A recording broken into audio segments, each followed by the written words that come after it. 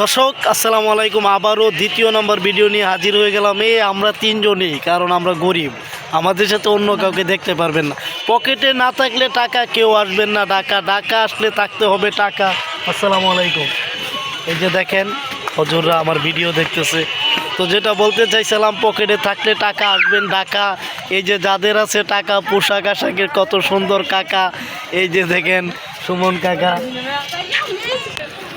তো অনেক ছন্দ বললাম, আর ছন্দ বলার পরে আমি আরেকটা ভিডিও করেছিলাম টেডি বিয়ার নিয়ে। আর আজকের যে ভিডিওটা, সেটা আমি আমাদের শিল্পী মনির খানের একটা কথা, আমি বুড়িগঙ্গাতে আসার পরে আমার এই কথাটা হঠাৎ করে মনে হয়ে গেল, যেটা সে ভিডিওতে বলার কথা ছিল কিন্তু সেটাতে বলতে পারিনি, এখন বলবো। শিল্পী মনির খান একটা গানে বলেছিল যে এই বুড়িগঙ্গাতে অঞ্জনার জন্য করবে ধানের চাষ।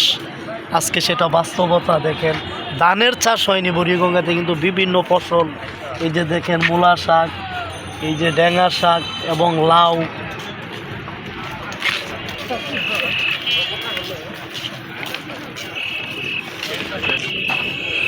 তো শিল্পী মনির খানে একটা কথায় একটা গানে বলেছিল যে বুড়িগঙ্গাতে হবে ধানের চাষ। আমি অঞ্জনাকে নিয়ে বলতে চাই একটি কথা। আসলে বোন,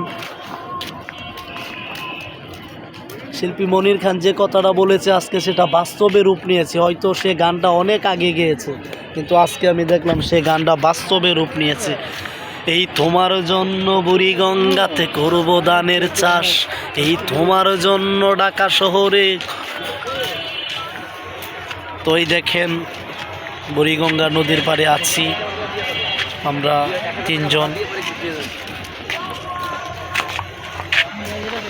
তো দর্শক সবাই ভালো থাকবেন, সুস্থ থাকবেন। আসসালামু আলাইকুম।